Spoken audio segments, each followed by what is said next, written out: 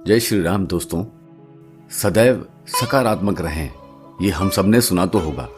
आज रामायण से प्रेरित एक ऐसा ही प्रसंग आपके सामने रखता हूं। महाराज दशरथ को जब संतान प्राप्ति नहीं हो रही थी तब वो बड़े दुखी रहते थे, पर ऐसे समय में उनको एक ही बात से हौसला मिलता था जो उन्हें कभी आशाहीन नहीं होने देता था, और वह था श्रवण के पिता का श्राप।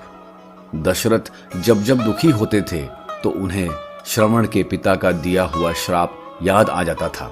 कालिदास ने रघुवंशम में इसका वर्णन किया है।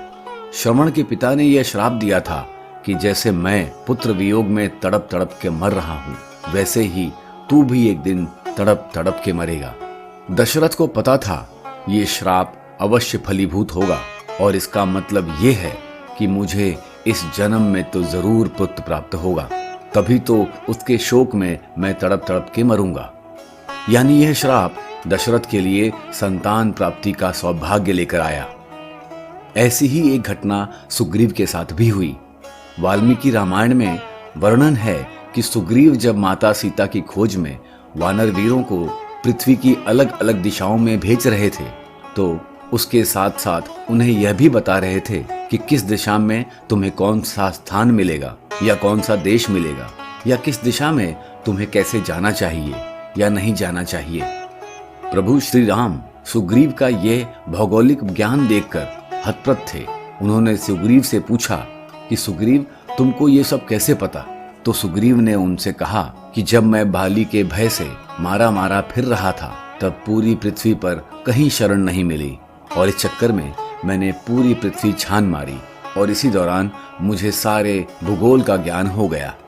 अब अगर सुग्रीव पर यह संकट नहीं आता तो उन्हें भूगोल का ज्ञान नहीं होता, और माता जानकी को खोजना कितना कठिन हो जाता, यह तो आप समझ सकते हैं। इसलिए किसी ने बड़ा सुंदर कहा है कि अनुकूलता भोजन है, प्रतिकूलता विटामिन है, और चुनौतियां वरदान हैं, और जो उनके अनुसार व्यवहार करे वही पुरुषार्थी है। ईश्वर की तरफ से मिलने वाला हर पुष्प एक वरदान है, तो हर कांटा भी एक वरदान ही समझें। मतलब अगर आज मिले सुख से आप खुश हैं, तो कभी अगर दुख विपदा अड़चन आ जाए तो घबराएं नहीं, सदैव सकारात्मक सोचें और सकारात्मक ही रहें।